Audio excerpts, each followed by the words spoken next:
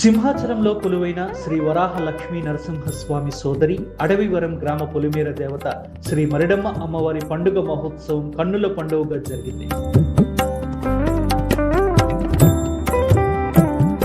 అడవివరం గ్రామంలోని చదురుగుడి నుండి పూజారులైన లండ వంశీయులు అమ్మవారి ప్రతిమను శిరస్సుపై ధరించి శ్రీనివాసనగర్లోని అమ్మవారి ప్రధాన ఆలయానికి ఊరేగింపుగా బయలుదేరగా దారి పొడవునా గ్రామ ప్రజలు పసుపు నీటితో అభిషేకాలు చేశారు. 2 ఏళ్లకోసారి జరిగే ఈ మహోత్సవంలో పెద్ద సంఖ్యలో భక్తులు పాల్గొని అమ్మవారిని భక్తి శ్రద్ధలతో కొలిచారు.